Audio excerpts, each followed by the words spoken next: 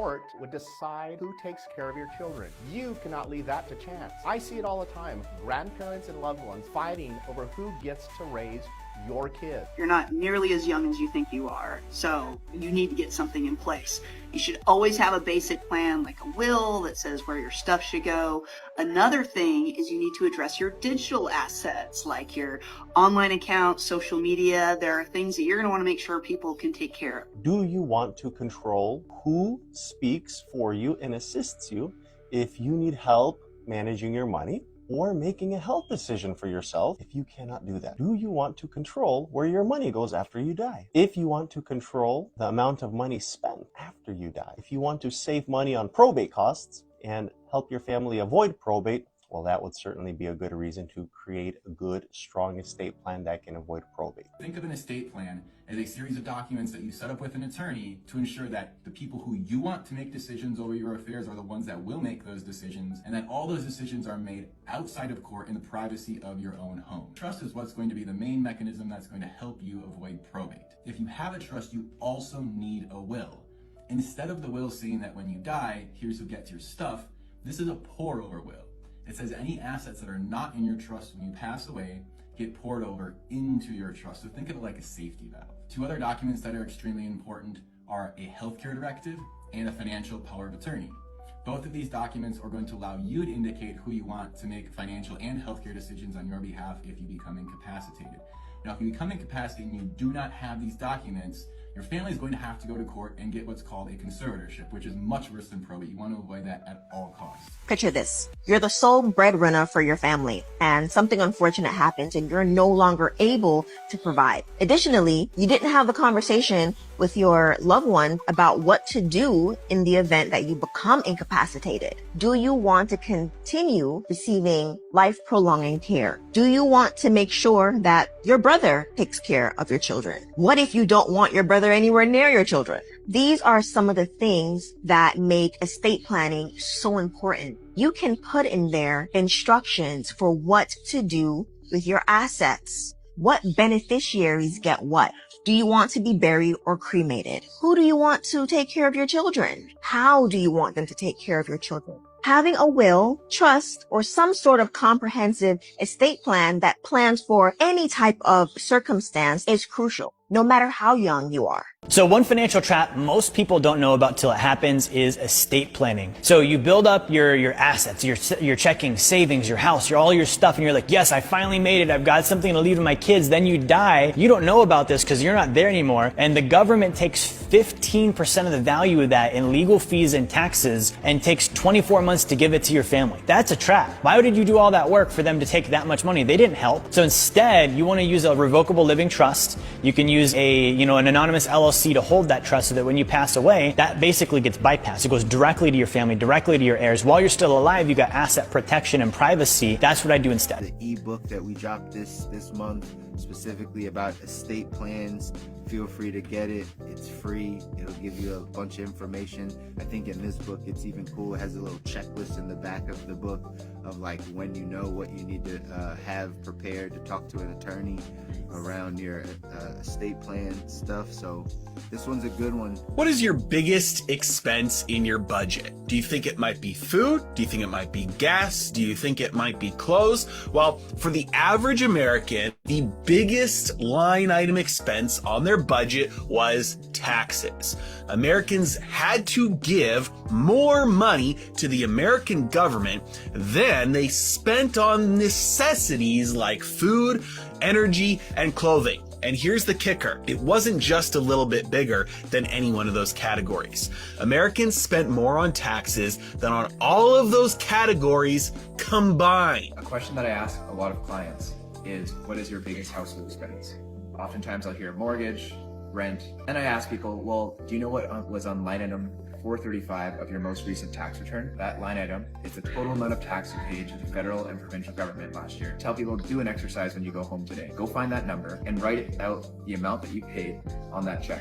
But make sure to add a zero to it. If you change nothing, over 10 years, that will be the total amount of money that you paid to your government in taxes. So make sure to find ways to reduce your tax in as many ways as possible. Shielding your money from taxes is probably one of the most important things that you can do. That is the leak to plug up. up. Taxes is the highest expense that we spend our money on in our lifetime, because everything that we do is taxed. Everything we buy is taxed. All of our savings usually is taxed, unless you're putting it in like a Roth IRA or an IUL. Just like you're on a boat, if you got like 4 or 5 different leaks, you want to plug up that biggest leak, because that's going to save you. So taxes is all of our highest leak. We don't really realize it because we're kind of conditioned to be like, oh, I got to pay taxes. Oh, taxes come out of my check. Oh, taxes are in retirement. Oh, taxes on my 401k, which most people don't even know how much their 401k gets taxed. But taxes is the one thing we all will spend most of our money on, our highest expense. So that is the leak to plug up.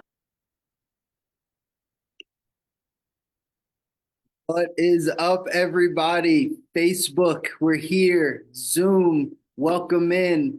Only the strong survive. Day 3, ladies and gentlemen, day 3 of our Financial Foundations Bootcamp. It's funny to put on these boot camps over and over, or right, just be able to give value to people, because what you see over time is people kind of wean off a little bit, right? We always start strong, and then people just kind of slowly but surely kind of wean off and don't take it as serious, or I don't know. Again, like I said yesterday, maybe people just have the attention span of a peanut these days, whatever the case is. But I'm so glad you're here to get the rest of this information, whether you're tuning in with us on Facebook or whether you're here in the Zoom. I'm super proud that y'all have continued to prioritize your financial life. That's what we did this for. That's what we continue to do this for, ladies and gentlemen. Our job is to come in and really make sure you have all the resources, all the information, all the guidance you need to get yourself and your family to the place you need to be financially. Again, I'm your host, Chris Muzan. My wife and I here at United Agency, along with the wonderful people on our team, have decided to bring you this boot camp as we wrap up kind of January, but because most people have some type of financial New Year's resolution or some type of financial commitment or goal that they make at the beginning of a year, but oftentimes have the same habits from the previous years. And we know this, right? More of the same equals more of the same. You can't expect to get different outcomes if you keep doing the same things over and over, right? Definition of insanity, doing the same thing over and over, expecting a different result. So a lot of times that's the way it is with our money, ladies and gentlemen, is we're expecting to build wealth. We're expecting to get our cash flow better. We're expecting to get out of debt this year. We're expecting to make that big investment. However, our habits are exactly the same. We've been doing the same thing. Matter of fact, we've been thinking about money the same way. We've been having the same conversations around money. And therefore, it makes it difficult for us to actually get to the other side where we can actually make change and have a breakthrough in our financial life. But that's what we're here to do. Again, so proud of all of y'all for continuing to stick around. This is the final day, day 3 of our Financial Foundations Bootcamp. I'll go ahead and put this up on the screen here for you so you get a chance to see this. Again, we have, let it load up. There we go. Cool.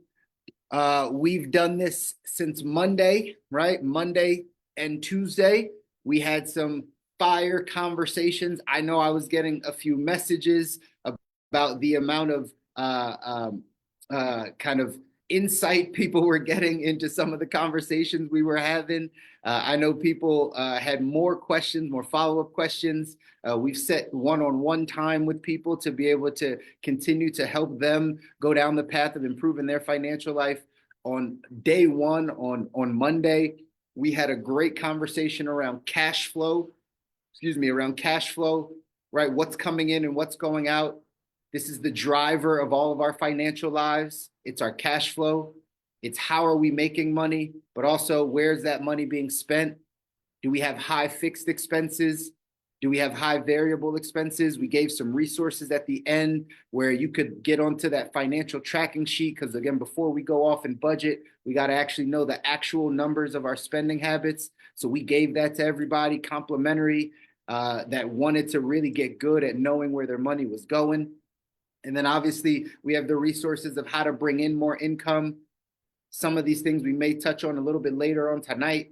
But again, that cash flow conversation was incredibly important. And then we had Adrian Hines on, the bankruptcy attorney, again, giving us the mindset around this topic of bankruptcy. Again, things that we haven't been educated on, or maybe we're undereducated on.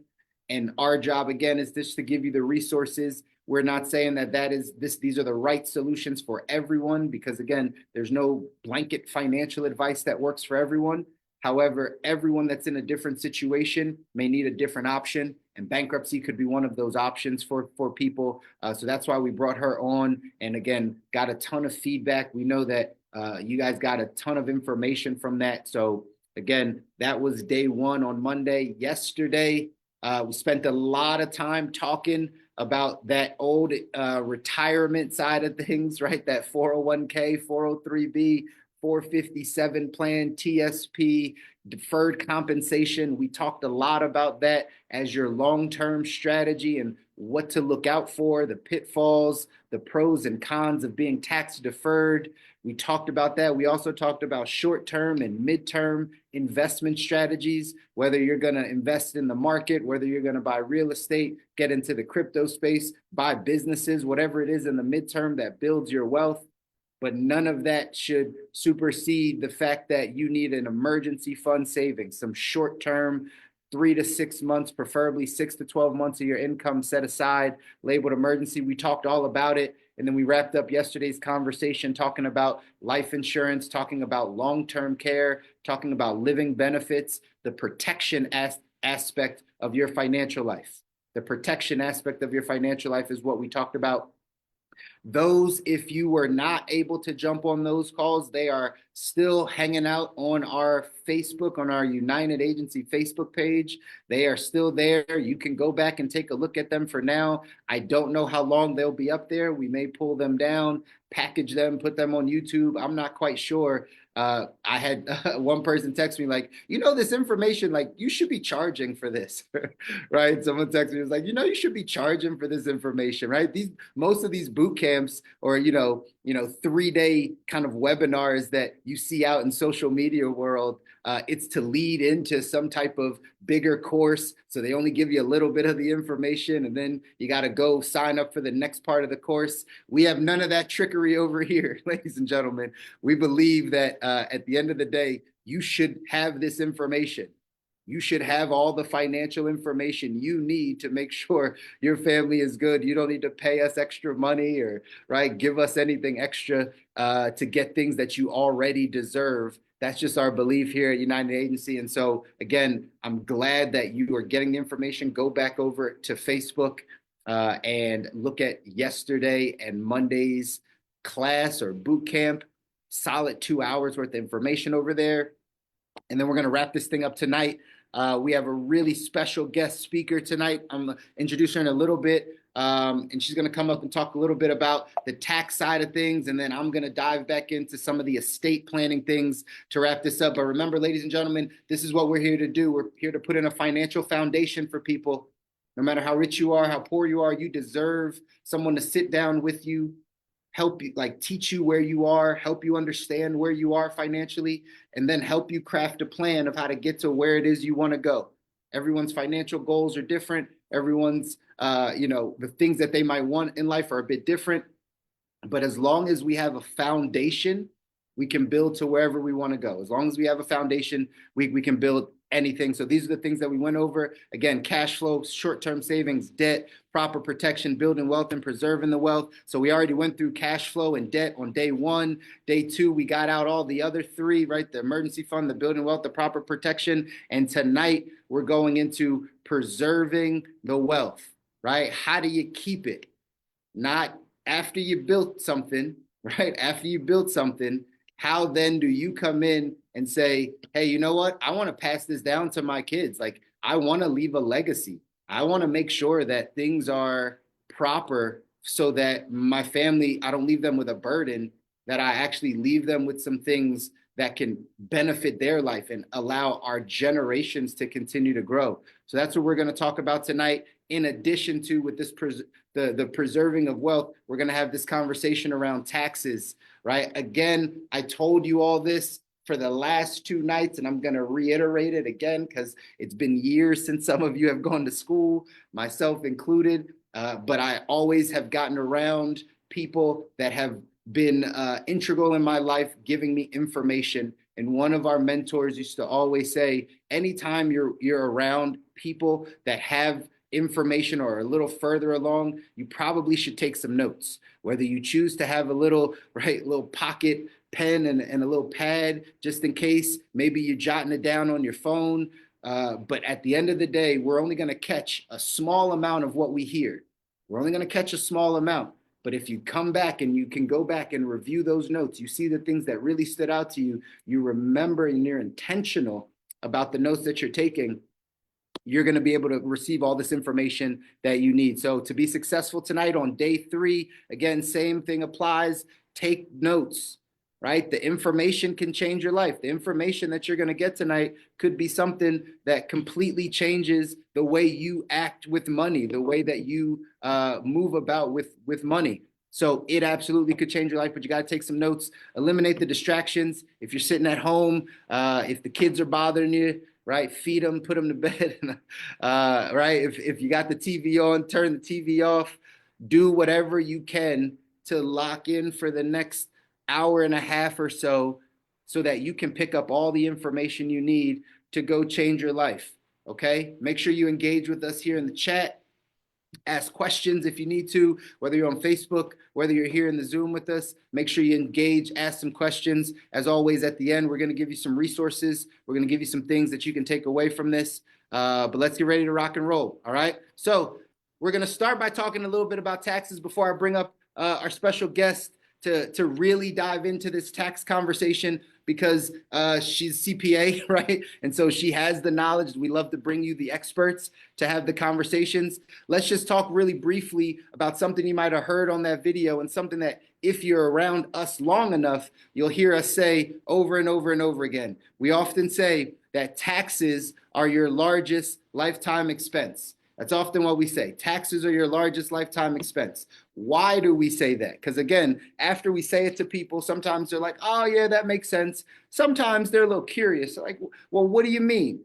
And these are what we mean. When we say your taxes are your largest lifetime expense, it's because, one, you're going to get taxed when you make money.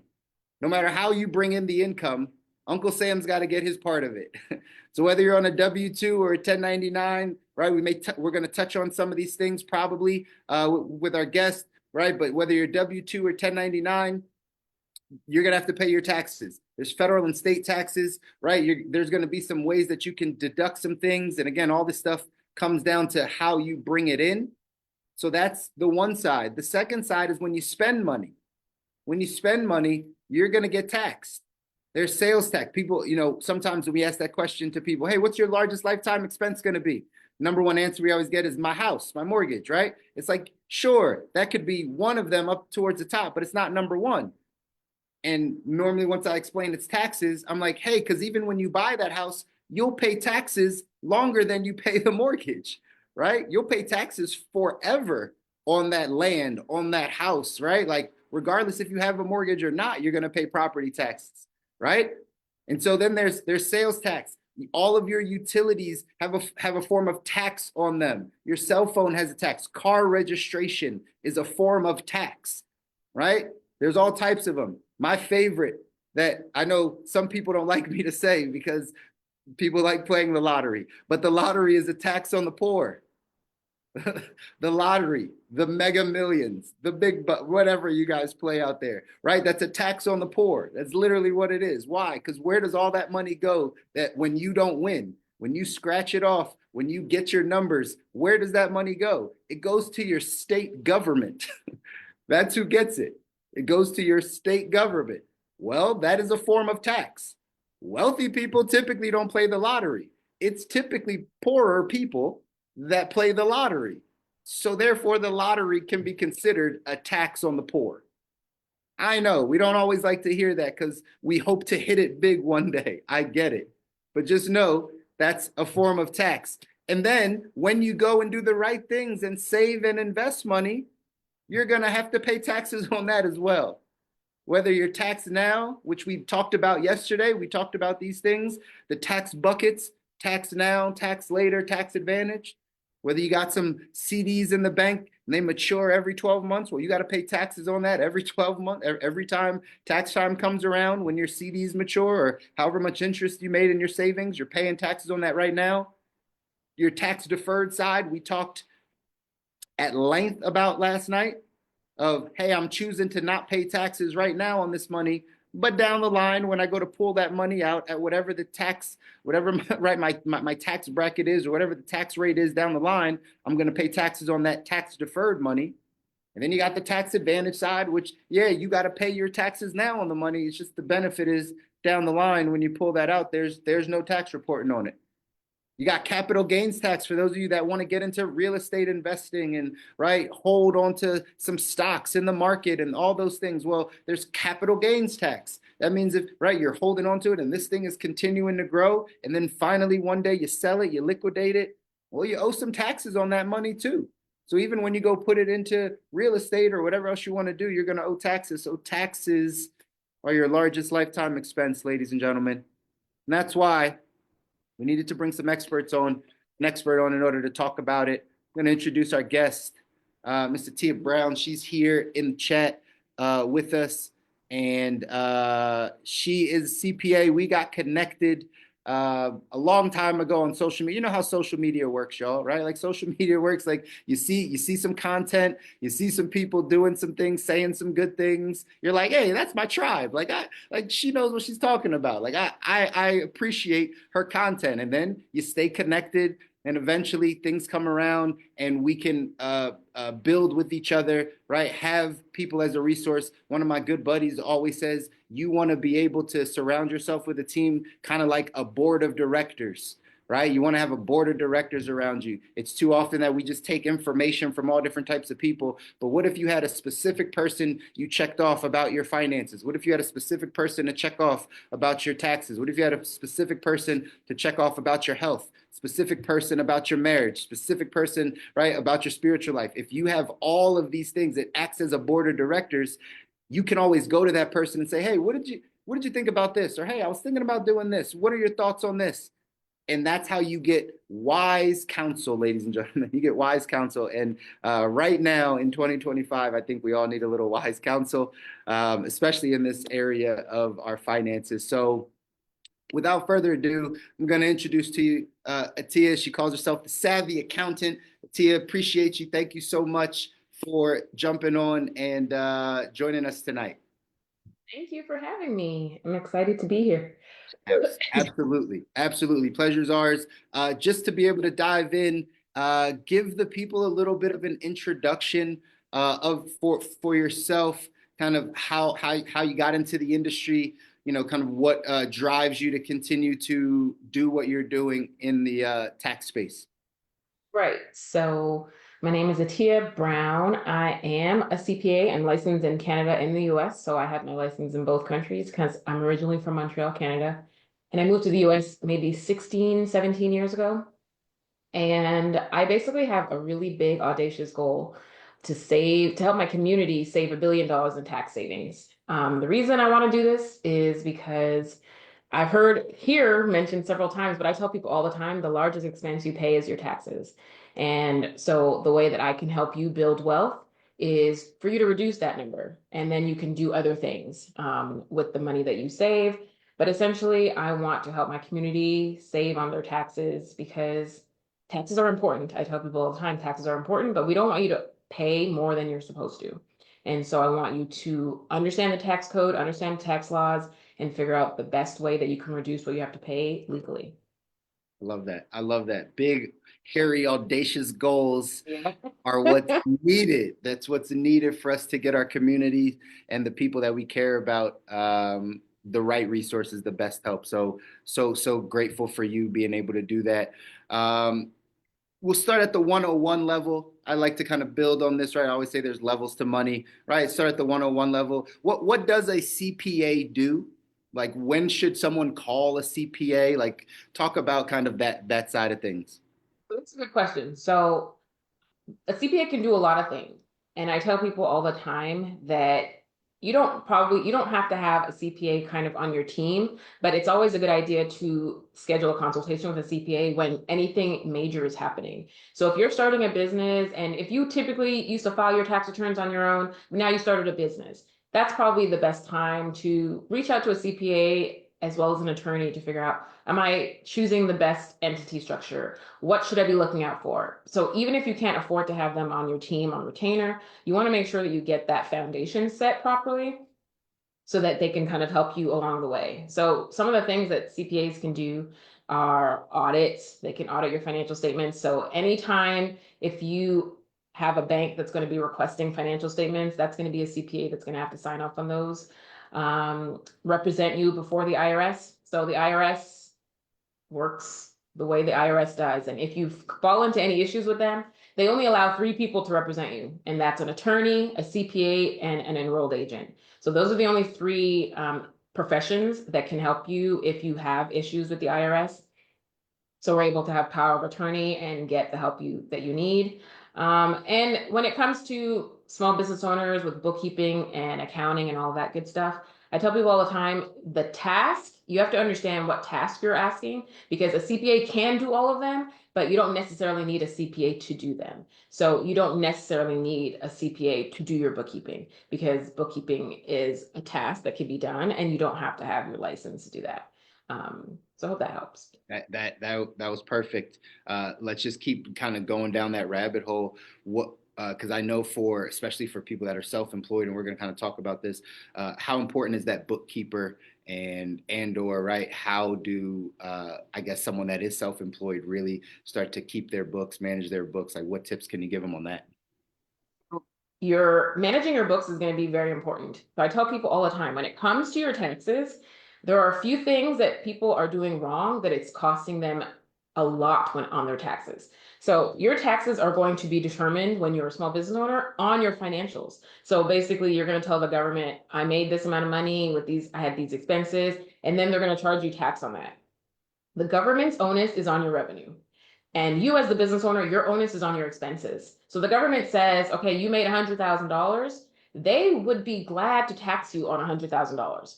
But the onus of the expenses is on the business owner. So if you say I made $100,000, but I incurred $60,000 in expenses to generate that, then the government says, okay, because the IRS allows you to deduct those expenses, we're only going to tax you on that $40,000. And so now you're going to pay taxes on $40,000. But let's think of that scenario. If you, as the business owner, said, I don't know the numbers. I don't care about the numbers. I'm just focused on the business. So I generated $100,000. Well, come tax time, you'll pay taxes on $100,000 because you didn't track all of your expenses. And 40,000 versus 100,000, your tax bill is going to go up. So when we say that bookkeeping is important, you need to have a process to manage all of your transactions, to categorize them in the correct spot so that you know what your numbers mean, because you need to know your numbers in order to make sure that you're not overpaying on taxes.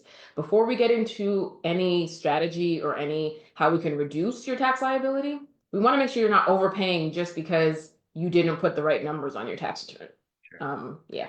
That's really good. That's really good. And I know we've worked with small business owners forever, and that's normally like the number one thing is like, who's keeping your books? Like, how do you know where all your money went, right? So that way, come tax time, you're not like, why do I owe 30 grand? It's like, and you're like, that's what it is. That's what it is, right? You got to pay it. So that's good. Let's talk a little bit about the W-2 versus 1099.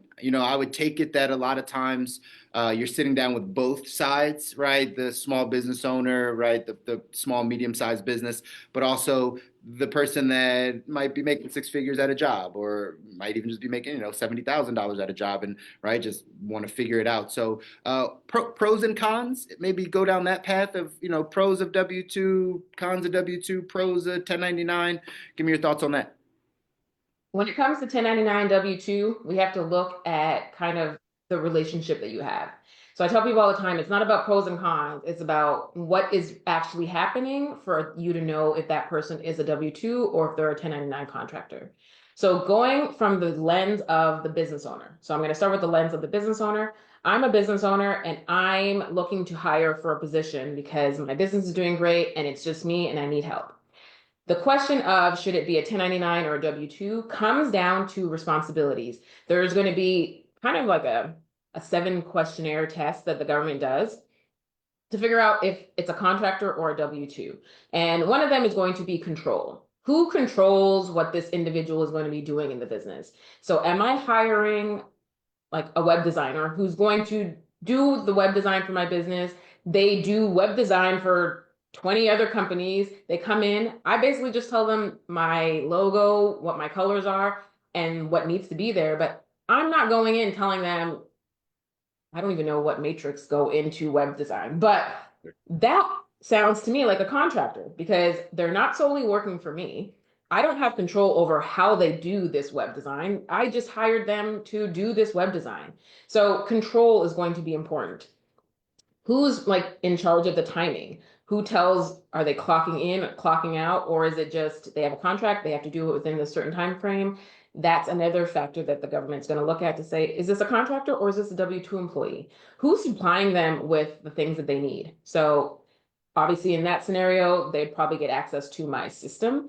But what if I hired a bookkeeper because I have a CPA firm? Am I giving the bookkeeper a laptop? Am I giving them the login? Am I telling them they have to be here from 9 to 5? Or is it a contract where they literally subcontract out to plenty of other firms and they tell me, okay, well, these are the 5 clients you gave me. I'll get them done by the end of the month. Like, this is how it is. So you have to understand who's responsible, who's taking on the risk. Because I can tell you right now, small business owners, they are going to prefer a 1099 contractor. And the reason they're going to prefer a 1099 contractor is because they just have to pay them. They pay them the amount that's agreed upon. They don't have to worry about withholding taxes. They don't have to worry about all of that stuff. They literally just pay them. And it's on that contractor's responsibility to pay the taxes and all of that stuff. But the reason that you want to make sure that you get this right is because I tell people all the time, the government, when it comes to assessing penalties, when it comes to fiduciary, so let me explain how it works if they were a W-2 employee. So as the business owner, if I have a W-2 employee, I have to withhold taxes for them. So we have the federal withholdings, which is Social Security, Medicare, state withholdings, depending on what state they're in, and all of those good stuff. So I withhold the taxes for them, and every paycheck you get the net amount, I withhold the amount, and then the government works on an earn and pay system. So a lot of times people don't realize that the government is making money constantly because you earn income, you pay taxes, you earn income, you pay taxes. A lot of people think that the government only collects taxes at tax time, but they're really doing it throughout the year. So as the business owner, I would be submitting those taxes that I withheld every quarter. So I would take the tax from your paycheck, I would have it in a trust that's set up, and I would be submitting that on your behalf.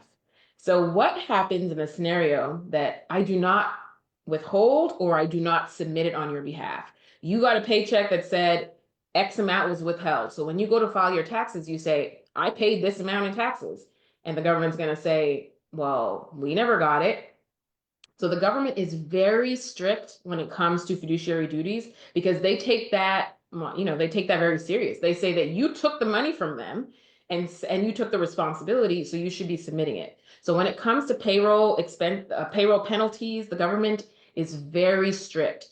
So the reason you want to make sure you get the W-2 1099 correct is because if the government says, well, you had this 1099 and you paid them X amount, but when we look at it, they are actually a W-2 employee. The government's going to say everything you paid them should have been considered salary. You should have been withholding taxes. Because you were withholding taxes, you should have submitted those taxes.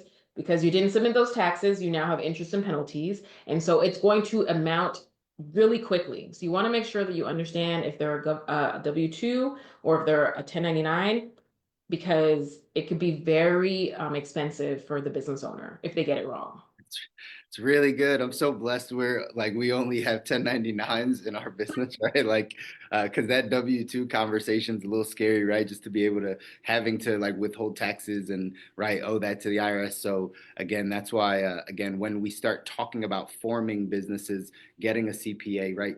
Getting a consultation and talking these things through. Because the last person, last person you want to owe is Uncle Sam. Last person you want to get in trouble with is Uncle Sam. Got to make sure we're paying our taxes. So little nuances like this for the business owner, for the small business owner, is going to be incredibly important. So good. Thank you for clearing that up. Let's take it to the level of now. If someone is working like the actual W-2 employee or the 1099 contractor, right? Let's talk about write-offs, deductions, those types of things. I work with some higher income earners that are W-2. And they always were trying to figure out like, how do I reduce some of this like tax liability? Like, is there anything someone on a W-2 can do to lower So, some of the tax exposure? so that's a good question. I get it all the time. So the tax code was written, and I tell people all the time, you have to think of what this document is, right? Laws are created by people. Like somebody comes up with it, it has to go through the chain of how it becomes a law, but somebody came up with this. And so the tax code, unfortunately, was written to benefit business owners, was written to benefit real estate, because those are the people that have the money, those are the people who are making the laws. So unfortunately, W-2 doesn't have as much leeway, but they definitely do have things that they can do to reduce their tax liability. Some of the things that are going to come to mind is going to be retirement accounts, making sure that you're maxing those out. If you are below the limit, you can get a Roth IRA that can help you a little bit. You could always do a backdoor Roth IRA. So there are certain things that you can do, but for the most part, when it comes to tax strategy, it really is favored for the business owner. It really is favored for real estate. And mainly what I tell people is I think purpose is because those areas are impacting a lot more people. So if you have a business, you know, and the concept is that you're actually impacting the economy by whatever your product or service is. You might be employing people. So it has like a bigger impact. Whereas your W-2 is really just for you. It's impacting just your household. And so I think that's what I like to what I like to think the reason that most of the tax benefits are for those is because it's impacting so many people. And I've been talking about this for a lot of years, right? We've been talking about this for a lot, that tax laws are written for business owners and investors, right? And once you get to that side, it opens up this book a little Yes. to you, right? It opens up some more of these loopholes and things that you can actually do legally, right? To be able, Exactly. right? To be able to it's not avoid tax. It's there's that Here's what's avoid. So you want to avoid paying taxes. We're not going to do evasion there because we go. evasion is the illegal one. That's Yeah, right. That's right. So we can go avoid the taxes. We're not going to evade the taxes, right? exactly. Understood. So now talk to the 1099 person that might not, they might just be getting into it. They might be a real estate agent. They might be like us in the financial services space, kind of running their own thing. What are some things they can write off? What are some things that they should be paying attention to throughout the year to make sure that they're keeping accurate records?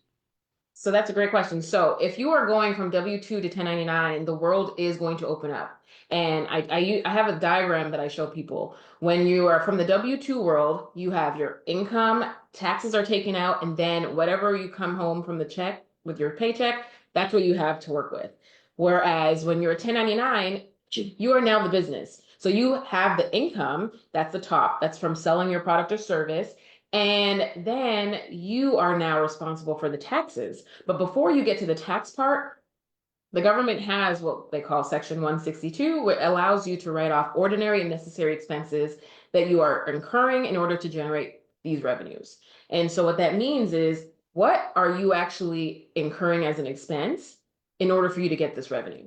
So if you're in real estate, because you mentioned that, obviously that's going to be mileage because you're driving from property to property. It's going to be your listing fees and all of that good stuff. But you have the benefit of taking those expenses that you are paying and applying it against that revenue that you made. So it's reducing what you're going to have to pay taxes on. That's good. And That's good. unfortunately, W-2s don't have as many opportunities to write things off. That's right. That's right. I heard this one time, so I'll check it off with you as a CPA. Is it true that like if your first couple years in business, it's okay to show a loss? Like let's say you started your real estate business, you started your financial services business, you made $5,000 that year, but you claim you have $20,000 in expenses just by getting that started up. Is that the case that over the first couple years, the IRS is a little lenient on you, or is that a myth? The government they have like you're allowed to run a loss. Like some companies are just going when they're startups, they're going to have losses. There's not going to be a dollar number that's going to be there. Some startup costs actually have to be amortized over 5 years. So you're going to incur the cost, but all of it is not going to be written off in that first year. But you definitely can be in a loss position. The government does have what they call hobby rules. And if your business is deemed to be a hobby, which means that, you're constantly running a loss and it doesn't seem like you're doing this to actually make money, because the purpose behind business is for you to make money. Then the government says that you can only write off up until what you earned in your hobby. So if I have a hobby, I'm only allowed to write off the expenses up until what I earned. So in that example, if the government deemed that business a hobby, you would only be allowed to write off 5,000 of that 5,000 because of that 20,000 because you incurred 5,000 in revenues. Got it. How do they deem it a hobby? So they deem it a hobby from several factors, and it's not written in like the code, so you're not going to see it. But typically, if the business is running a loss for a long period of time, if you're not doing anything that seems that for you to be ramping this up, if you're not trying to generate a revenue in the business, so those are all going to be factors. Like how are you surviving? A lot of people think that the government doesn't know what's going on. But the government, I told you at the beginning, their onus is on your revenue. So they have a pretty good understanding of what you are generating in revenue. And they have tests that they do of like, how are you surviving? If you're telling me that you have this business, but it's more like a hobby and it's making a loss every year, how are you surviving? Like literally, how are you eating? So these are things that people are like, oh, I didn't think about that. Yeah, like you told the government that you made $0 for the past 5 years. What are you doing to survive? Understood. I know So, so many people that try to do that too. yes. They're like, I only made 5 grand this year. It's like, Yeah, how you can't keep saying that over and over again. you cannot. To that point, talk about audits. Like, how often are you seeing this? What should people look out for? When does the IRS come back? Is this something people should be paying attention to? Getting audited? So I tell people all the time, audits, I know the word audit. I started off as an auditor. I did 5 years in audit. The word has very negative connotations because it's basically you being checked. But back in the day, when you used to file your tax return, it used to have all of your receipts attached. Everything used to be attached, stapled. That big package went in the mail. Now that everything is e-filed, there's no receipts being attached. There's nothing being sent. So the government does have to do, they have to cross their T's, dot their I's, all that stuff, because they need to be like, okay, well, you did file this. What's there? The percentage of tax returns that are actually audited is like extremely small. It's like less than 1%. People, get nervous, but I tell people all the time, as long as everything is correct, like you don't have anything to worry about, an audit shouldn't be that difficult. And this is why you need to make sure that you have everything that you need. Because you don't have to submit everything with your tax return anymore, a lot of people get lazy and they don't keep track of all of their expenses and all that good stuff. But you want to make sure that you have all of that should you get audited. So I have like a little tip that I tell people is create like an email address called like receipts at and then your businessname.com. And essentially every time you get like a paper receipt, because they don't make receipts like they used to, like back in the day, shoebox accounting was a thing. You can collect all your receipts for the whole year and then bring it to your accountant. You cannot do that anymore because in 2 months, those receipts are going to just be blank paper. I don't know what they're doing with the ink anymore, but they don't last. Yeah. So with that email address, what you're going to do is take a picture of whatever that receipt is. Make sure you write what it is. And then when you take the picture, you email it to yourself. In the subject line, write what it is. This is meals with client. And now you basically created like a digital file cabinet. So if you do need to go back to those receipts, you literally can go by the date, you can go by the type, and you have all of them there. So that's like a little tip that I give people when it comes to saving your receipts, because I'm telling you, you are not going to be able to save those papers. And you're just not going to remember what everything is.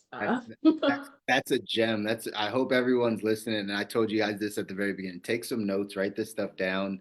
Like that, the receipts at email address is a gem, right? Like I'm probably going to implement that as soon as we get off this, because at the end of the day, you're right. I was helping another small business owner get her books in order. And even though that's not really what I do, I had a soft spot. And I was like, let me Okay. just help you out. She's a little older. I was like, let me help you out. And she hands me a bag with all the receipts, all of the things. And half of them were just blank. And I was like scratching to see if I could see the number just to put it in. So you're absolutely right. Like that's not going to cut it. So yeah, the ink is different now. Because Ooh, back in the day, shoebox accounting was a thing. yeah. Like you could just give your accountant the box full of receipts. They would go through it. It had the date and all the amounts and all that stuff, but they don't make, I don't know if it's the receipts or if the paper or the ink, but Paper, something is yeah, happening. something's changed. It's no longer a strategy. It's no longer a strategy. Exactly. There was a question in the chat that said, "What about if you work from home? What are some things you can write off for the people that are working from So home?" yeah, that goes back to, are you an employee or are you a contractor? Let's take With it the from the tax reform that 1099 happened, side. Let's take it from the 1099 contractor side. yeah. So 1099, you're going to be able to, like, if you are a business, you have the home office deduction if that's what you're asking about. And so the way the home office deduction works, if you work from home, you have a space designated for your business. So it cannot be your kitchen table, unfortunately. But it doesn't have to be a full room. So it does not have to be an entire, like you don't have to have a spare room, but you have a space in a room that's designated just for business. You would take the square footage of that space divided by the square footage of your home, and that would give you the percent that you're able to write off your expenses for your home office. So essentially, if you are a renter, you would be able to write off a percentage of your rent. If you own your home, you cannot write off a percentage of mortgage because mortgage is not an expense. It's actually like a loan that you're paying off. So you can write off like the interest or the property taxes, but not the mortgage because that's the loan. And then like, utilities, cable, all of that good stuff based on that percentage of what your office space is. Yes. So that's how, if you're working from home and you're a business owner, contractor. W-2, they used to have like a Schedule A deductions, but that was removed with the tax reform. It's supposed to sunset at the end of 2025. So if nothing happens or changes within this tax code, it might sunset, and then some work from home employees would get some deductions back. But I mean, we'll Who see, knows? because And it was, most people are going back to work anyway. They're going. yeah, and it was under Trump taxes. It was the Trump reform that took it away. So I can't see, I Right. can't see it coming back. Understood. All right, good stuff. Just a couple more questions, and this has been extremely helpful. Again, I know people are getting a ton of information from this. I want to jump into the tax bracket side. When we start talking like investing and those things, one of the things that I talk to people about is, one of the main reasons, and I've gone back and forth with some CPAs and tax people about this, but one of the main reasons to have a tax deferred product is to really lower your tax bracket. Like if you're sitting on the cusp of a tax bracket, and by just putting that 15 or 20 or 23, it lowers you from 30 to 28% or 33 to 30, right? That's the reason, that's in my opinion the best reason to have it. Talk a little bit about tax brackets and like how they work. I don't think people really understand how a tax bracket works. Question. So the way tax brackets work, think of it as like a staircase. And so if the tax rate is the staircase that's going up, the income is basically those increments in between. So if you are going from, like, the tax rates came out. So if you're going 10 to 12 and then 12 to 22, let's say you're going from 12 to 22. And I've heard people say that they've turned down raises because it's going to put them in the next bracket. And I'm like, I don't think people understand how tax brackets work. So if you go from the 12 to 22, you're not getting taxed at 22% on all of your income. It's that increment that pushed you above that limit. So if you are single and you are making $48,000 and you used to be making 45,000, it'll be that 45 to the 48, that 3% that's going to be taxed at that higher bracket. So it's not all of your income is going to be taxed at this higher bracket. It's the increments.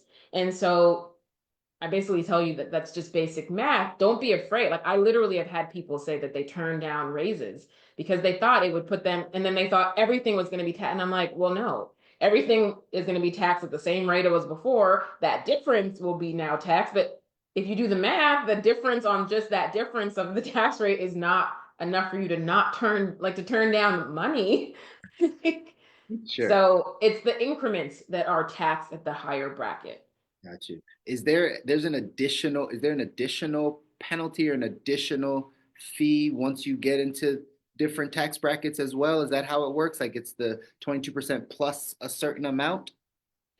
So it's going to basically, each level is going to tax you at those. And then basically they have what they call the effective tax rate. So it's going to take like an average of what's like the three rates that you're in divided by the actual income that you got taxed. And it's going to give you like a percentage that your income is average taxed at. But it's all going to work out, and it's based on those like stair increments. Got it. It's important to understand this stuff. Again, when do we ever get taught this, right? These aren't things that we typically are educated on. These aren't things that typically our family members know or the people that are around us understand. So it's good to get this information. Wrapping up, last couple questions for you, or I guess this might be the last question unless anyone else has some questions in the chat. But give us like one or two of the like most frequently asked questions that you get now. I know we're in tax season, or right, you're really about to get rolling in tax season with all the W-2s and stuff coming in. Are there things you're seeing like consistently with, 60, 70% of the people you're talking to, or what's really some of the big things that you think people need to know?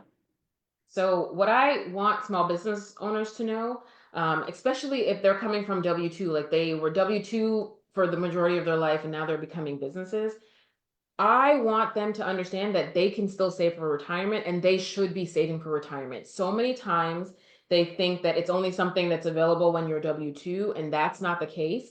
And as a business owner, you actually have a bigger opportunity to save for retirement a lot quicker, because when you're a business owner, you are taking the role of employer and employee. So you have both of those buckets that you can contribute to with retirement accounts. So you want to make sure you're taking advantage of that. And there are a lot of retirement accounts for business owners, the SEP, like the SEP IRA and all that stuff.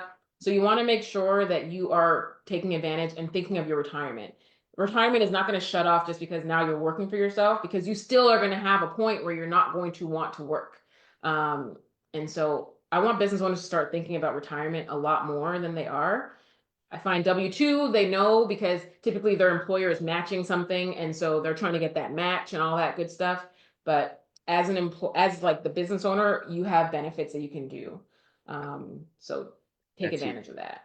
That's huge. We just had a plumber, electrician, somebody came to our house. I'm not always familiar with the people coming into the house.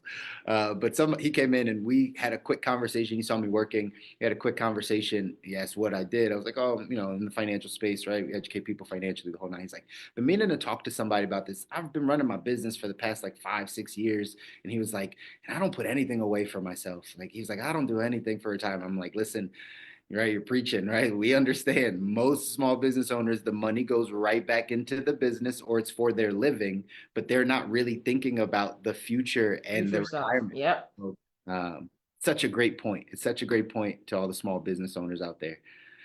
I see a question here. It says, why bonuses get a higher tax? So it's really just comes down to math. So typically when you're running a payroll system, it's all about like math. So somebody's getting a salary of $100,000.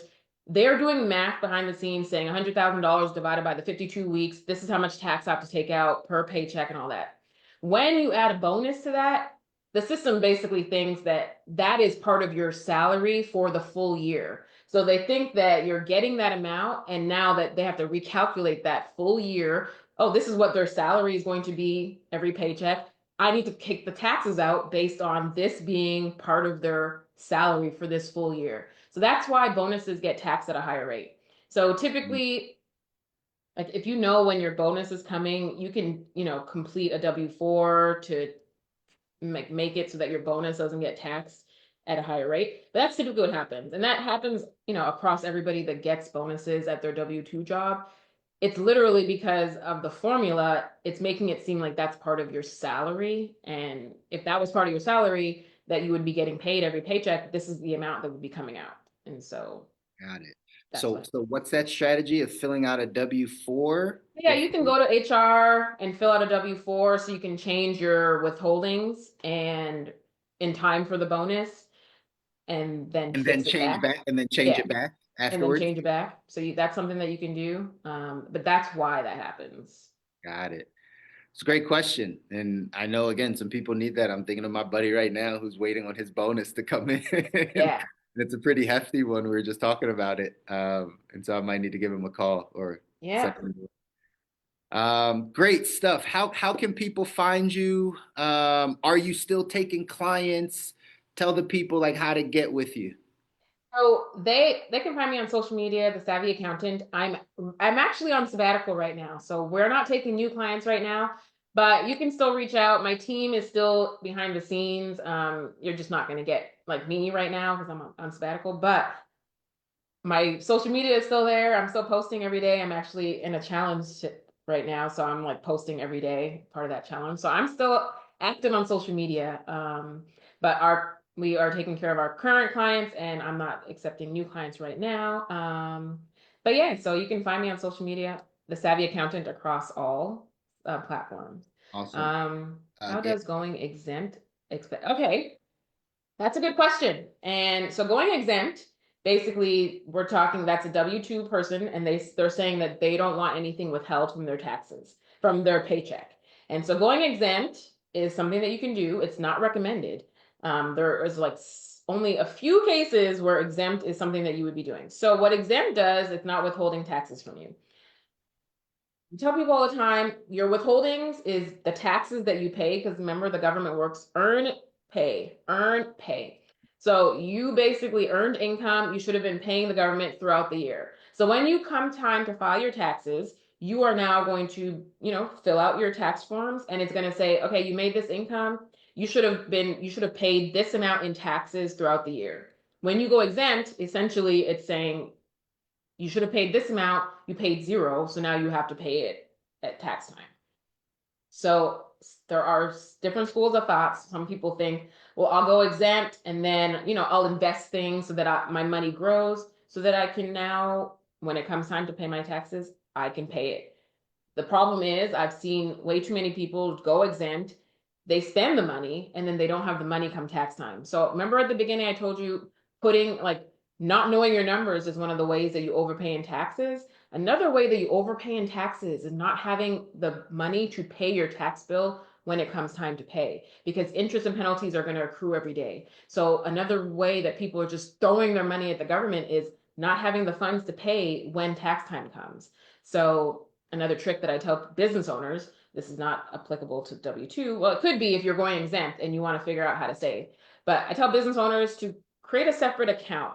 So this is not profit first or anything, but this is have a separate account for taxes, because I did see that you talked about taxes, and I tell people all the time, when I talk about taxes, I'm majority talking about income taxes, but the government imposes so many taxes. We have sales tax, excise tax, property tax, like we have so many taxes. So you want to make sure that you have an account for taxes so that when a bill comes, you can pay it, so that you're not overpaying by paying interest and penalties. So we tell people it's our magical rule of 30. I know people get scared when they hear 30. That doesn't mean that your tax rate is 30%, but you pay more than one tax. And so that would help you. You don't have to do 30%. Like, I'm not managing these accounts, so you don't have to do 30, but make sure you have an account for taxes. This is especially for my real estate people. If you are a real estate agent on here and you are 1099, your commission checks are going to come in and they're going to feel good, but those don't have taxes coming out of them. You need to be prepared when that tax bill comes. So yeah, that's what. That's huge. That's huge. Thank you for that question. I think it was Carlene. Thank you for that question, right, about being exempt. And again, if you are a W-2 and you're putting exempt, then you better make sure you're doing the right things with the money. You have the right habits and the right mindset around it to actually set that aside. It's incredibly important. And then, yes, very, again, sound advice as far as if you are on the 1099, if you're on the small business owner side of things, making sure that you are accounting for the taxes you're going to have to pay down the line. We don't want to pay more than our fair share, more than what we owe. And yes, fees and interest, those are the things that definitely will accrue and hurt some people financially. So again, make sure you follow Atiya, the Savvy Accountant. She's all over social. Go to Instagram, go to LinkedIn, like wherever you play, she's there. Feel free to reach out. Again, the way that we connect with each other is through this content side of things. So when you see something good, right, like it, share it, comment. That continues to help her, I'm sure, just like it helps us. But Tia, we appreciate you taking some time out tonight with us and really giving a chance to share your big, hairy, audacious goals with us. Yeah, we're more than happy to support you in any way that you need. So feel free to reach back out and hopefully we get a chance to do this again soon. All right. All right. Absolutely. Have a good night. You too. Enjoy the rest of your night. All right, y'all. We're back. We're here. I hope you took something from that. I hope you got some good information. I hope you took some good notes. I hope you learned some things. I hope you asked your question, right? Because at the end of the day, when you have a resource in front of you, you gotta get your questions answered. But again, that tax conversation is so incredibly important. That's why we wanted to, again, include this as a part of this boot camp. Because outside of all the things, if taxes are your largest lifetime expense, whether you're on a W-2 and you're trying to figure out some ways to make it happen, or whether you're over here on a 1099 and you have the ability to set aside money, to have deductions, to write some things off, you need to take advantage of it. You need to take advantage of it. Again, tax laws, you heard it there, but you've heard me say it before, right? Tax laws are written for business owners and investors. Once you know that, you have to play that game if you want to win the money game. Like from a CPA's mouth, from what we tell you, right? Taxes are written, right? The tax laws are written for business owners and investors. So they taught us to go to school, get good grades, get a good job, work at the job. Well, that doesn't win the money game. It doesn't win the money game. I got off of a call earlier today with a high income earner on a W-2, right? Told me she almost made $500,000 W-2. You know how much she took home? Half of that, about $250. That's not, again, people want to climb the corporate ladder, understand it's fine. You can have a high paying job and you need to figure out what to do with those taxes. Because if you make 500 grand, you're going to pay 250,000 of that to the government. And then you get to keep the rest. When you're over here, when you're a business owner, when you're an investor, when you play in this side, well, guess what? All the laws are written for you. So if you make $500,000 and you have all these write-offs and you invest a bunch more back in your business and you have all of these ways to avoid taxes, right? Remember those sayings, right? It's okay to avoid taxes. It's not okay to evade taxes. Evading taxes is illegal, but it is proper to avoid taxes in order for you to build wealth. This is how you learn the money game. This is how you build wealth, ladies and gentlemen. So again, you got to practice these things. You got to get the right information. Once you have the right information, guess what you got to do? You got to go off and apply that information. That's the way it works. You got to apply it. If you don't apply it, nothing works. Nothing works. All right. So again, that was Atiya. Go ahead and follow her on social media, all the places. The Savvy Accountant, she'll be able to help you out. Reach out to her. Again, she said she's on sabbatical, so you'll find her team. But at the end of the day, they're doing good work out there for people. All right. Cool. Hey, let's dive into the next part where we're talking a little bit about the estate planning side of things. This is how we're going to wrap up our boot camp. Again, understanding how to pass all of this stuff down. If you've not heard of the probate process, if you've not heard of things going through probate, this is the reason why you want to have a proper estate plan in place, is so that we can avoid the probate process. So when someone passes away, let's say you've accumulated, you have a couple houses, you got, nice things, you have some brokerage accounts, and you got monies saved and invested in different places, and you pass away. And again, let's say maybe you don't have a spouse, or maybe your spouse has already passed away, and now you're trying to pass it down to the next generation. You're trying to pass it to your kids, pass it to your grandchildren, pass it to somebody else, before you actually get a chance to pass that stuff off, it's going to go through probate. Probate is a form of the government kind of seizing your assets and taking all of the things.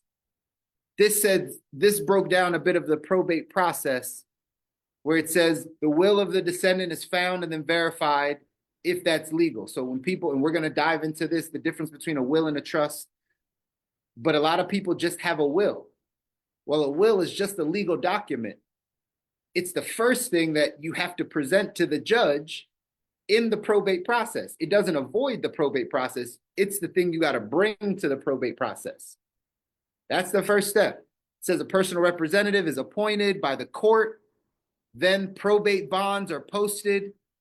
Letters of administration, right, to the probate court get received from that personal representative. And then here's the thing, number 5 says assets are located and protected. That's what it says. It says assets are located and protected. All bank accounts, investment portfolios, collectibles, vehicles, real estate, and other assets are placed in an exclusive control of the personal representative, meaning like the person the court appointed. That's who has it. Then it says the assets are appraised. So they're going to figure out, well, how much is all this stuff worth? The descendants of the creditors, right? So your children then get notified that, hey, these are some of the claims against your estate. And then the debts are paid off first. Here's something to understand about the probate process, ladies and gentlemen. If you don't take this process serious and you happen to pass away with some debt, with some credit cards, with some people that you owe money to, they get first dibs to your estate. So let's say the only thing you have in that estate is a house. It's the only thing you have in there. And that house is worth $400,000. And you pass away, but you left some debt. Well, now, because they're holding your asset, and that's the only thing you have, you're going to have to sell the house in order to pay the debt. That's the only way it works. Unless they come up with the money to pay off that debt, they're going to take that asset, they're going to liquidate it, just so all of the creditors, the creditors get their payments before your family gets yours. I don't know if that's the process you want to sign up for. I don't know if that's why you're working so hard to pass some things down, is so that if somebody comes and says, hey, by the way, he owed us some money and all we have is his house, so you got to sell that house so we can get our money, and it's out of your kids' hands. Like, they can't control this part. I'm not sure that that's the place that we want to sign up and say, hey, that's what we want our family to go through, right? It says then after it goes through all of these things, his personal representative must file the descendant's personal income tax returns in case you owe taxes, right? We just talked about it, right? They're gonna take the taxes from that as well. And then the remaining assets are distributed to the beneficiaries. Whatever's left over after everyone's had their hand in it, that's what goes to your family. That's what goes to your children, right? I see the question says, even if the asset, if there's another, it's a co-owner, right? Or someone else on that asset. Typically, and again, this is where you really want to have some conversations with a estate planning attorney, because laws are different. You know, we brought on Adrian on Monday, and she said, right, I'm out of Ohio, but the laws are different for bankruptcy all across the country. Every state is a bit different. Same exact thing with this probate process. It's different state by state.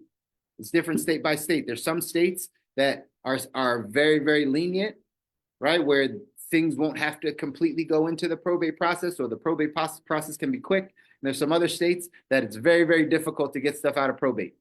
So best answer is, I'm not sure. Check with your state. I believe that everything, if there's like a co-owner on it, that because the owner's name is on there, that means that it really is their responsibility and doesn't have to go into the probate process. But again, to get that transferred out of the other person's name, that's the other side of it, is that like, hey, if this person's name on here and they're deceased, and then all of a sudden it's like 50-50, and then decisions have to be made where the other person needs to sign in order to change, Then we're getting into, well, how can that person sign if that person passed away? How can we get their approval for transferring all these documents because two people are on it if they're deceased? Now we got to get through power of attorney. We got to talk to the representative. Like, we'll still probably have to go through a process to change some things, but it may not get hung up in probate. So once we understand that's what we're trying to avoid, this is why we start talking completely about this estate planning process. Some of the planning that we're going to cover tonight. And again, let me preface this by saying we work with attorneys. We work with financial or estate planning attorneys that help with all of these things. The best part is we don't have to be the expert in it. We can get you to the expert. So there's some base knowledge that we're going to go over. It's going to be a lot of information. But if you really want to dive into your specific personal estate plan, we're going to set up time with the estate planning attorney, and we're going to have some conversations with them so they can answer your questions specifically, right? But the things we're going to cover tonight as we kind of wrap up our boot camp is these three types of plannings. There's estate planning, there's legacy planning, and there's special needs planning. Most estate planning attorneys can do all of these things, but they're actually different in the way that we talk about our planning of what is up ahead. So let's cover the estate planning first. Here's what it says. It says everyone has an estate to protect.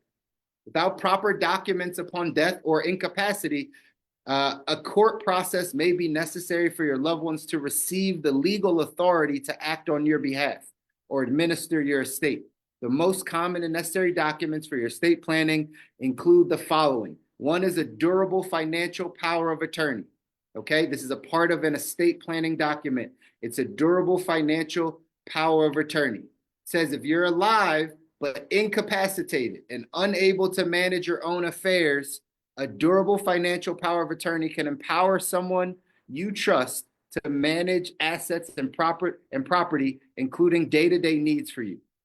Without it, banks and other institutions are unlikely to allow anyone but the owner to access funds or make decisions until a court order names a conservator for your affairs.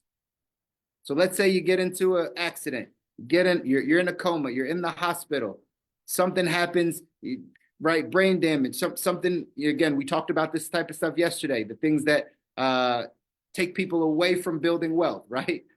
Is, oh man, something happened where we got sick, where somebody needed to be in a hospital. Well, if you didn't have a durable financial power of attorney, it's likely that no one can touch your bank account. No one can pay your bills for you. No one can call the bank and call your credit card companies or whatever to let them know what's happening. No one can speak on your behalf from a financial standpoint.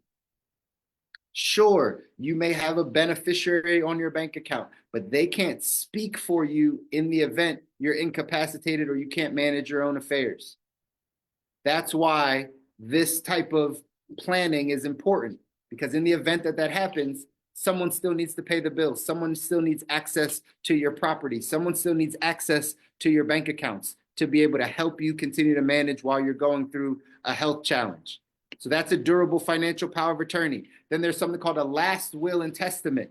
A last will and testament says upon death, someone will need to be authorized to manage your assets of your estate and distribute the property to your heirs.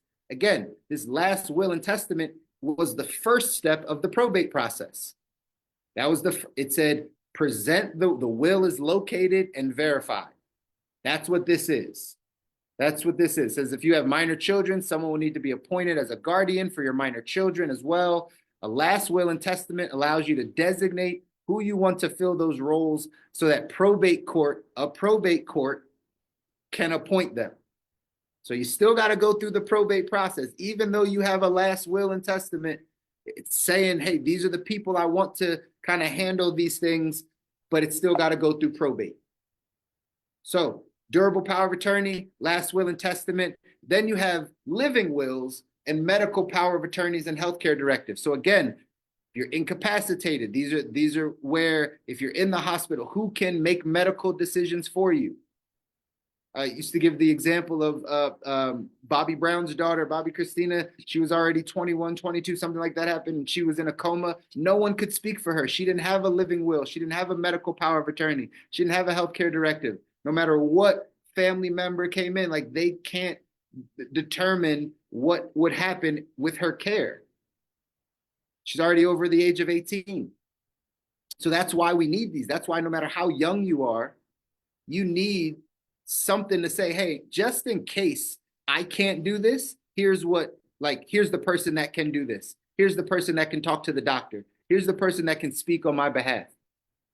Again, it says healthcare and medical decisions similarly require a written authorization for someone to make decisions on your behalf or receive protected personal healthcare information. Right? Some of you nurses, some people in the medical field, you know, there's HIPAA compliance, right? You can't give a bunch of information to people. Like that's not how this works. You got to have something written down to say, you can talk to this person. It says the proper documents can nominate someone to manage your medical decisions. If you're unable to for yourself, make certain medical decisions in advance of needing life-sustaining care or allowed loved ones to receive medical information on hospital visits without needing a third-party permission. This is important. You want to have these things in place before the crisis hits. You're already going to be a little distraught because that person got in a car accident or they're in a coma or, right, they fell ill. You're already going to be emotionally distraught. Doesn't it make sense to have your affairs in order? That's what the old timers used to always say, right? Got my affairs in order. Well, we got to make sure that they are in order with these living wills, medical power of attorneys, and healthcare directives, okay? Then you have the trust side of things. The trust is different than the will.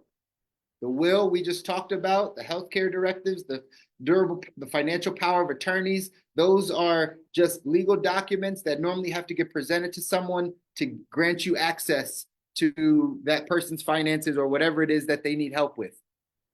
When you have a trust, I like to call this the lockbox for your assets. So you think you got a little lockbox here, and you stuff all your assets in there. Now that lockbox protects it from probate. So here's, what it says. It says a revocable living trust can allow you to transfer assets at death without the need for court processes by leaving a trustee in charge of managing your estate in your absence. In order to do so, it needs to be properly structured and hold the title or beneficial interest to all of your assets. It can also provide your estate with significantly more privacy than a probate process. So a trust will avoid you going to probate. If you want to pass that down to your children, your grandchildren, to the people that you care about, you're going to put it in this lockbox, structure this lockbox, put all of your assets in it. You've had these conversations with many people that believe they have a trust, but when you ask, are your assets in the trust? Like a trust without anything in it is like you having a jewelry box without jewelry in it. It's like you have a case and it's there to protect your jewelry, but you didn't put anything in the box. A trust is just an empty, hollow thing that you have to actually put your assets into. The deed of your house, once you have a trust, you no longer own your house. Your trust owns the house, and you own the trust. That's how it works. That's what avoids probate.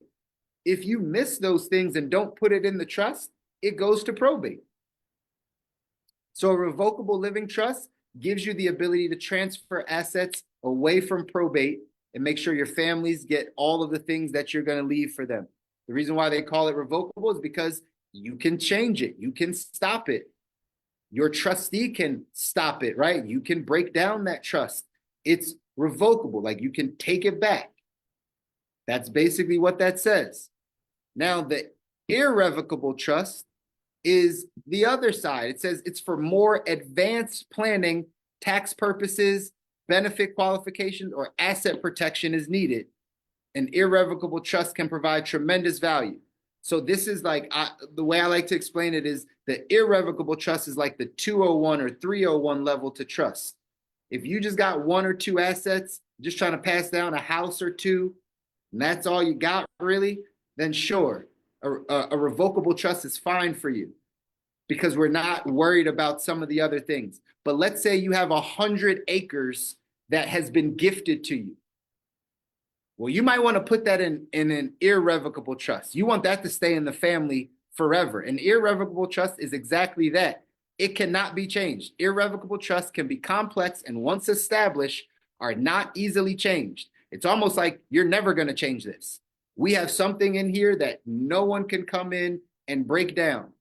When you're talking generational wealth, you have multiple 7, 8, 9 figures worth of investments. You have hundreds of acres of land. You don't want someone to come and mess that up. You put that in an irrevocable trust.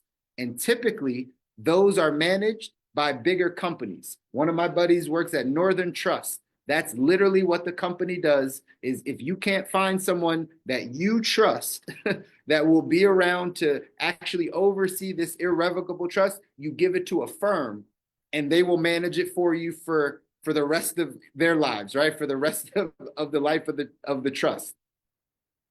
But that's like the 301. Most people do not need an irrevocable trust. Most people just need a revocable living trust. Put your 1, 2, or 3 assets in it, and just know that will avoid the probate process as you go. But you got to know the difference, and you got to understand what this is for. If you know anyone that says they have a trust and they own a home, you need to check with them and find out if the deed of that home says owned by such and such trust. Normally it's going to be, right, Mr. and Mrs. whatever's trust and this date. That's normally the language that will now be on the deed. And that now has to go down to your county registrar's office so that now the city or the place you live knows that that house is not owned by you, it's owned by the trust. So there is a bit of a process. That's why we can't just take things off of face value or, oh, yeah, I know I have a trust. If there's nothing inside of it, that trust isn't helping you. Your stuff will still go to probate. And that's what we're trying to do, is avoid probate. Okay. So we just looked at the estate planning side of things. Those are the basic things you're going to want to pay attention to. You're going to want to pay attention to the durable power of attorney, having a living will, medical power of attorney, or healthcare directive. And you're going to want to look at a trust if you want to be able to pass down assets. Okay. Now let's look at legacy planning. This is for the people that are dreamers, the people that want to actually create a legacy. We're not the people, I don't want to offend people, but we're not the people that say, I'm not going to give my children anything or grandchildren anything because they need to work for it, and I'm not going to give them anything that, right, like I didn't get. That's not us. That's not, if you're thinking about legacy planning, you want to give them more than what you had. If you're thinking about legacy, you're trying to give them more than what you started with. Not the opposite. Not I'm trying to give them less or just enough to get by because I had to do that. That's not our thinking when we're legacy planning. So it says here, every family situation is unique and should be considered based on your individual needs and family relationships when completing your estate and legacy planning. Factors such as whether individuals get along or not, specific people to handle money well, whether family members have the same understanding on how assets should be handled, are all things that should be considered. These are some recommendations of steps to take to establishing legacies. We hear that word, but if you're serious about it, this applies to you. If not, if you're not serious about your legacy or what you're passing down, this might not be for you.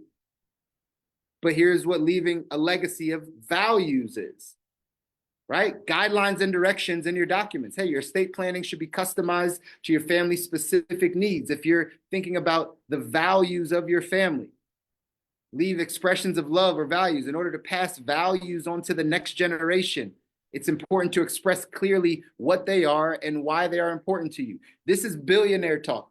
Every billionaire that I know that has, I've gotten any information from that's talked about their legacy planning, this is the type of stuff they put in there. It's not just about the money. It's about the values. Here's what we believe as a family, as our last name. If your last name is important to you, that's your legacy. So you need to express that to your great-great-grandchildren of what your last name actually stands for. What are the values that we keep inside of this family? That's a legacy. It's a legacy of values. You can also leave stories.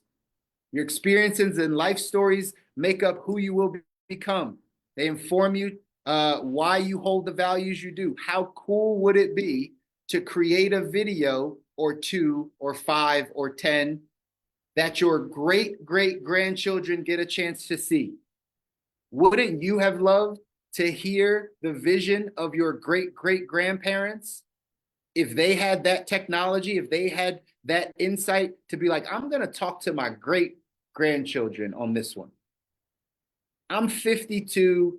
Let me create this video to tell my great-grandchildren what this family is about and some of our life stories and what it meant to live in this time and the wisdom I can impart for their lives to be better. This is legacy, y'all. This is, like I said, the 201, 301. Sometimes we're still in survival, so we're trying to figure out some of the things that we need to do to get ourselves good. But they often say, right, wealthy people are thinking 3 generations ahead.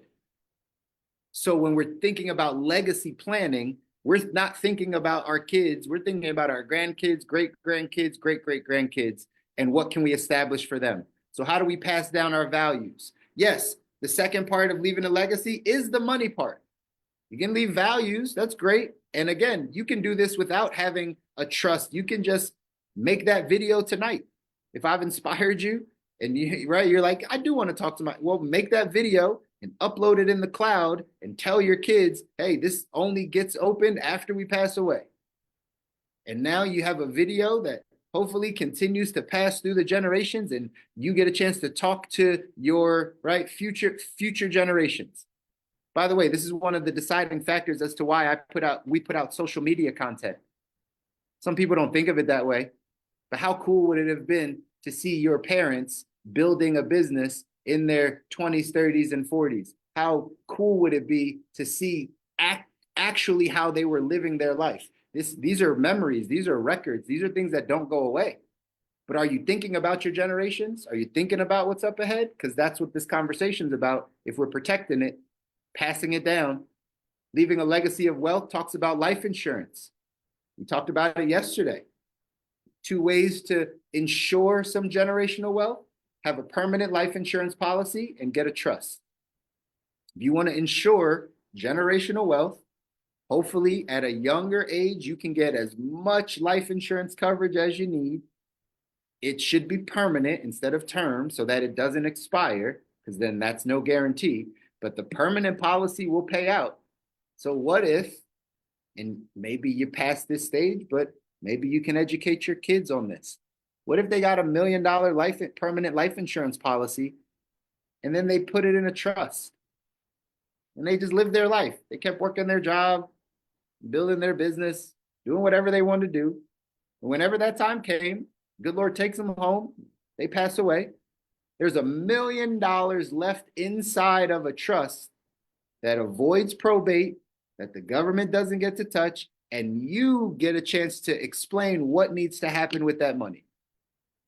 Hey, son, grandson, granddaughter, right, great-granddaughter, there's $1 million in here.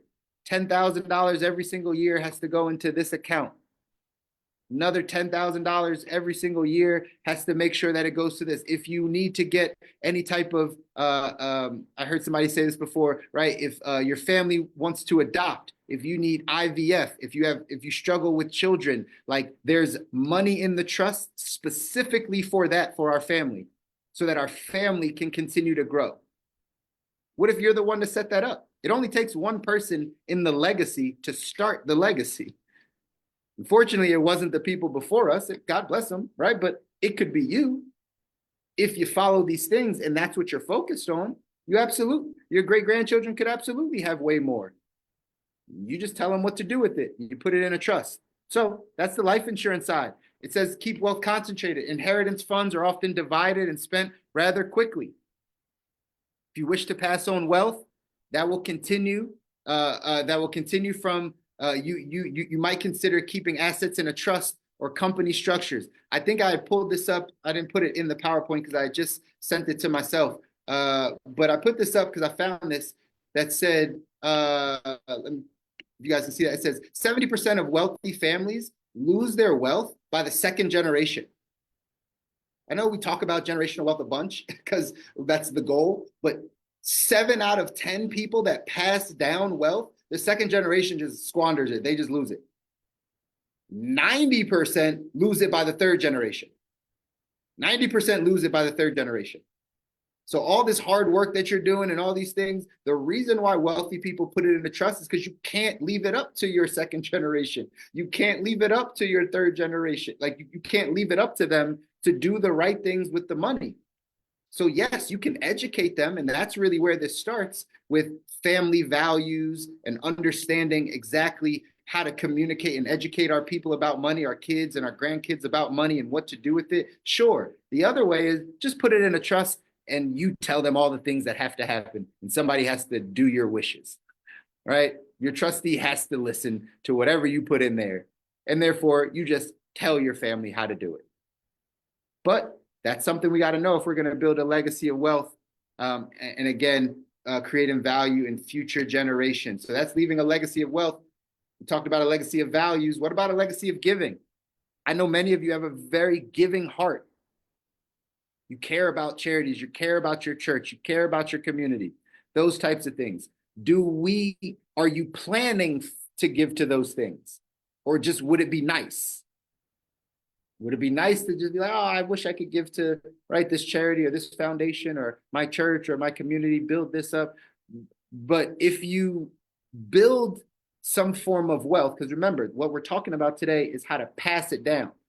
The first 2 days, we talked about what to do, right? Like how to build it, how to get there, how to earn more, how to bring in more, how to avoid some taxes. Like you got to get it first, but then you got to start thinking about generations down the line. And so it says plan for tax savings through charitable giving. I hope you all know that, like, when you give to charities, like that's a tax deduction. Right? Again, we just had a CPA on, but I hope you know that, right? I mean, some of you, if you tithe, you know, like your church gives you a statement at the beginning of the year, like this is your giving statement, because then you don't pay taxes on that money, right? When I was briefly the executive director of a not-for-profit, my main job was to go out and raise some money. So we would talk to people that had the money, that were looking for some tax deductions and believed in what we were doing. They have it, they need to spend it. There's a great saying for those entrepreneurs and investors: you're either going to pay it to the IRS or you're going to spend it. One or the other. You're either going to pay it to the IRS or you're going to spend it in your business through charitable giving, through your church, like whatever it is. Why do you think major corporations have a charitable entity? Why do you think every sports, right, athlete that makes a huge salary has a charitable entity? It's because that's a way to offset taxes. It's like, all right, well, we are going to owe this much. All right, let's donate $4 million this year to our tax, right, to our charity. We don't pay taxes on that, and the charity does the things we want it to do. It does good things because they're creating a legacy of giving. So these are things you got to think about. Be personally involved in your giving, right? Involve the family in the giving process. When family members are involved in charitable planning, the experiences of giving to a cause makes a big impact on them. So these are how you create a legacy of giving, how you create legacy planning, ladies and gentlemen. Again, this is like the, I don't know, 201, 301 type of conversation. If you're not there, it's okay. It's just good information to know because it's something you can aspire to. So we just knocked out estate planning and legacy planning. Here's the last type of planning that if we were going to a estate planning attorney, these are things that we would talk about. If anyone knows anyone that has a special needs child, right, or you're around people that have special needs, well, there's specific planning that should also be done for them. It says there, if there's a need for someone to be involved in assisting your loved ones in making decisions once they're over 18, either a court order or legal documents are necessary to authorize them to assist in making medical or financial decisions. The best options depends greatly on your circumstances and your loved one's need for assistance. Following should be carefully weighed and considered with legal counsel before deciding what will work best for your loved ones, whether it's some type of guardianship or conservatorship, whether it's some type of financial or medical powers of attorney. These are some things to pay attention to. It says when a child's under 18, their parents' assets and income are considered for purposes of receiving government benefits. But once they turn 18, they qualify for benefits based on their own financial situation. So in most states, the total value of assets a person is able to own and still receive benefits is limited. So this can greatly impact their ability to save money, receive gifts, receive an inheritance without affecting their current benefits. So therefore, it's important to plan your estate so that it's not going to affect their eligibility of benefits. Here's some common tools. If you know anyone that has special needs, or you are serving someone that's special needs, you want to look at that living trust, that revocable living trust. You're going to want to look at that. But it's going to add some things to it. Supplemental special needs provisions. When you sit down with an estate planning attorney, they'll ask you these questions and they'll run through the documents. You don't have to necessarily be an expert in this before you go see the attorney. Let them help you through the process. One of the things we'll always tell you is as you go get a financial professional, a team of financial professionals, because that's what you need to build wealth, ladies and gentlemen. You need a team of professionals to be able to help you. So you don't need all the information. You just go do what you do and let your trusted team guide you down the path. So when you go see this estate planning attorney and they start asking you those questions, you should be working with someone that educates you. Hey, I don't know what that means. Hey, what is it? How does this work? Hey, explain that a little bit more to me. Hey, give me some documentation on that. You want to work with trusted financial professionals that also educate you. Here's the downside if anybody works with a financial advisor. How much do they educate you? I don't know if any of you on the call work with a financial advisor, but if you do, they don't educate you much. They're just there to manage your money. They're just there to check in with you a couple times a year, make sure that you're good, ask you about the investments you want to put in. But how much financial education have they really given you? Not much. That's why maybe that's not the person for you that needs to be in your corner. You need the people that can help you understand what's happening. So when it comes time to actually use these products, you actually know about it. Again, standalone, supplemental, special needs trusts are something you can talk to an estate planning attorney about. Pooled special needs trust, ABLE accounts. These are all things that can help someone plan for their special needs child, grandchild, right? Whomever it is in their life, because they're going to need that assistance. But again, this is planning. The reason why we call this, estate planning is because this is future stuff. This is stuff that's not going to happen right now. But you have to have the foresight. You have to know that, man, if this does happen, are we protected? If this does happen, is our family left worse off or better off? These are the questions you got to ask yourself. Are your affairs in order, ladies and gentlemen? That's wrapping it up. Do you have questions? If you have questions, drop them in the chat. Drop them in the chat if you have questions. But my question for you are your affairs in order? Do you have your affairs in order? Do you have your durable power of attorney in case something happens? Life can change like that, ladies and gentlemen. It can change like that. In a blink of an eye, you planned on getting this stuff done. Tomorrow you woke up and the good Lord said, hey, today is the day we're going to go. Today is the day you're going to get in that accident. He's still with you through it, but hey, today is the day that happens. Are you prepared? Are you prepared? Do you have paperwork done? It's very simple to get this stuff done, ladies and gentlemen. Just so you know, here's something to know. Wills are free. If you don't have a will, if you don't have a current will, use this link and get yourself a free will. Use that link and get yourself a free will. I don't think I can. I was going to say, I thought I could copy it. I think we might be able to drop it in the chat, or if someone can, we'll come back around and drop it in the Facebook chat. Don't worry about it. But again, that is a link to get yourself a free will. Snap a picture of this, screenshot it, whatever you got to do. Go there. It's through Nationwide. We have a partnership with Nationwide and Free Will. They're able to set up where you can do like DIY, set up a will. Because again, we learned tonight, a will is just a legal document. That's it. It's not going to protect you from it. It's just, hey, here's who I want to speak for me. Here's my medical power of attorney. Here's my financial power of attorney. Like, here's where I want some of my things to go. My last will and testament. All right, that's all there. Boom. At least I have this. At least I have this. If I have no assets, at least I have this, and they can figure out what to do with my estate. It'll go through probate fine. If you need a trust, if you need to get a revocable or irrevocable trust set up, or a more detailed plan, you have more things, you need that right? You have a special needs child or grandchild. Maybe you've been divorced. Maybe you have a bunch of siblings. Maybe you have a bunch of children. Maybe you have, you've been excommunicated from a community, or right, your family, or whatever the case is. You're probably going to want to protect your assets. You're going to want to get that lockbox and protect your assets and put it in there so it can avoid the government, so it can avoid probate, so your family can actually get the things that you've been working hard for over these past 10, 15, 20, 30 years. If that's the case, reach out to the person that invited you, or send me or my wife a message, and we're more than happy to get you on the calendar with our attorneys.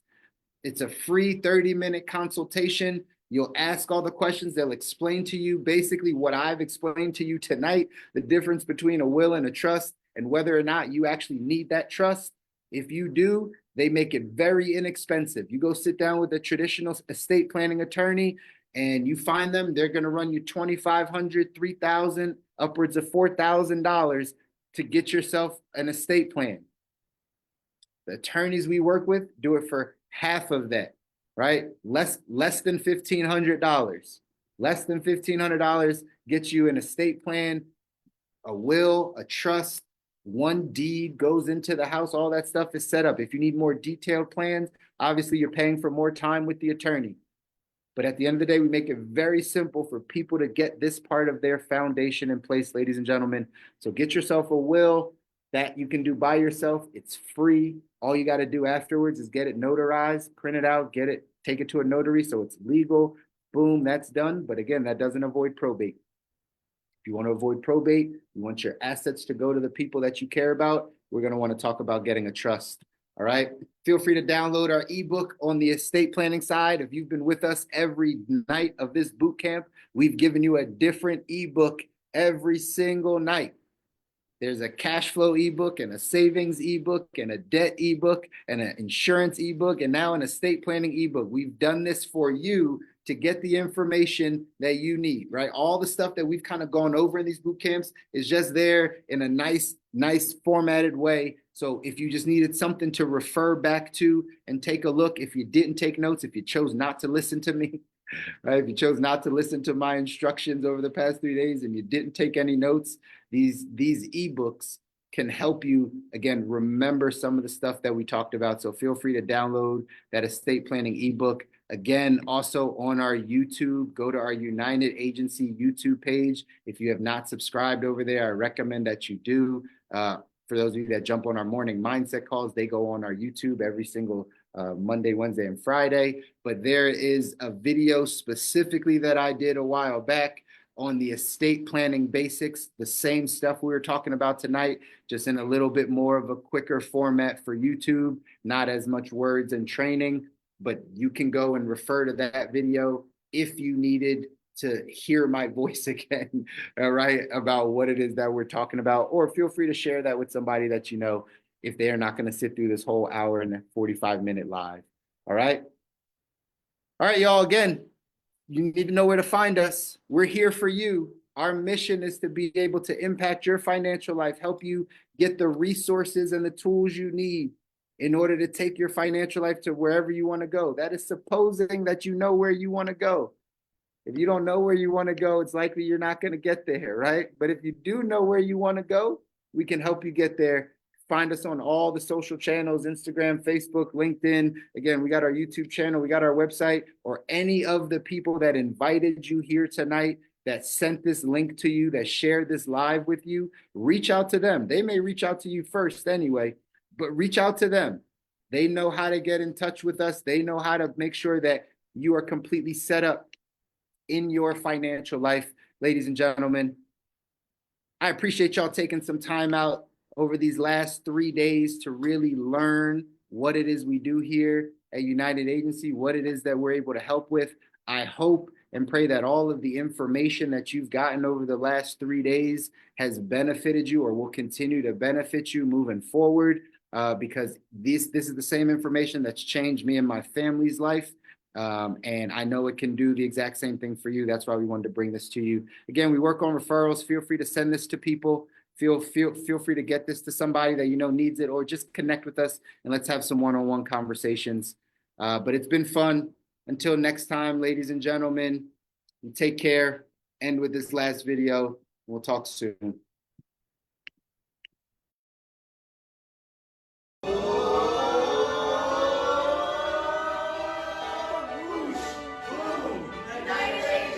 You cannot be what you cannot see. If you guys aren't having a vision strong enough to see forward together, then you will never really become what it is you're hoping to be.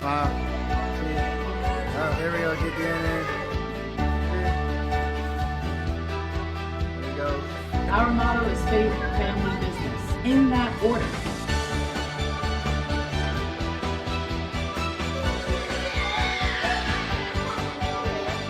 We're super grateful for all of you for sacrificing, for taking time out of your week, for having a financial commitment to this.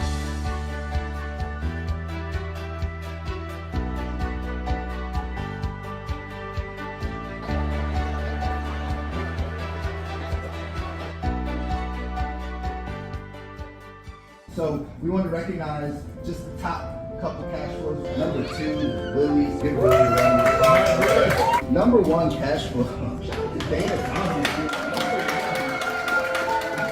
Todd and Lisa have a rising star couple, another superstar couple, Kareem, Veronica. I'm so proud of our company. I'm excited about all the new things we've announced. Each and every one of you represent your own family. And we're all together here, we're really showing out. When this company was started on the foundation of faith, believing that you are going to come and make a difference in your community. I want you guys to all know that there's room for you here. If you're old, if you're young, I want you to know that there's room for you here. If you're scared, there's room for you here. It's okay. If you want to build a team, if you don't want to build a team, there's a whole bunch of space for you here. If you're an introvert, if you're an extrovert, I want you to know that there's a bunch of room for you here. You belong here.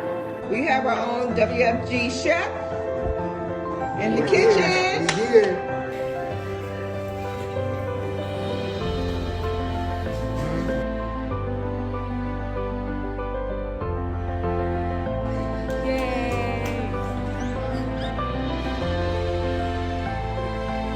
United, when you see it all caps, it actually stands for Ultimate Network Improving Teams Entrepreneurial Development. That's what we do. That's why we're united.